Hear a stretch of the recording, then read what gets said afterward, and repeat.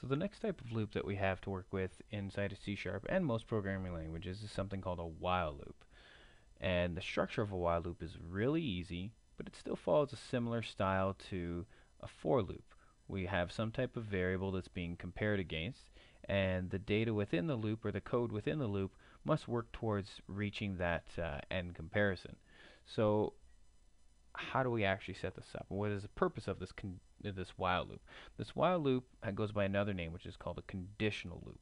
The conditional loop means that it's going to keep looping as long as that condition is true. So, for example, I might have something like this: int x, which is equal to 5.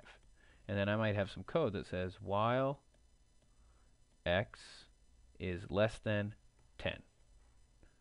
And then inside of some code here, I might have x equals x plus 1. And then console.writeLine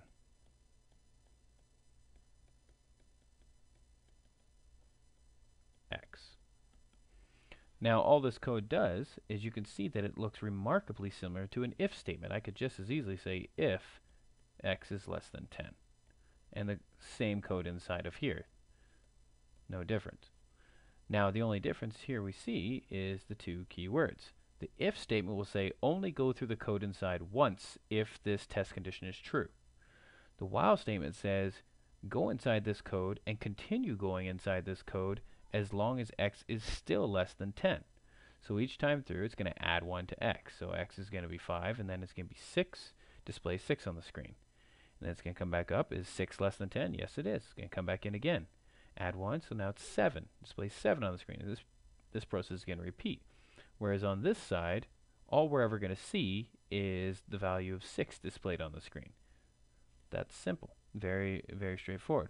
So why would we ever need something like this? Well, the reason why we use a conditional loop is when we don't necessarily know how many times we want to loop. Or maybe that comparison is based on some other information we may not have complete control over.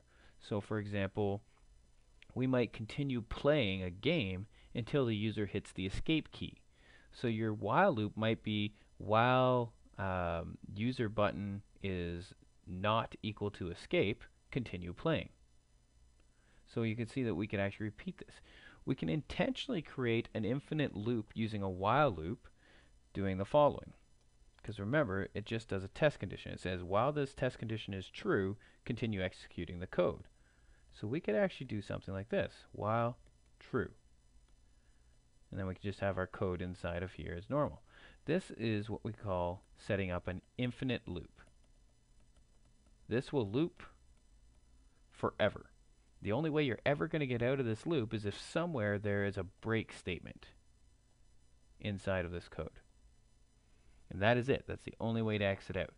So why would you ever want to do this? Well, picture making a video game. You don't want that loop to ever end. You want it to keep going until something significant occurs, like the computer or like the game being exited or something like that. That is something very specific. So that, in essence, is what a while loop is. Just a conditional statement that keeps going until we're ready to finish.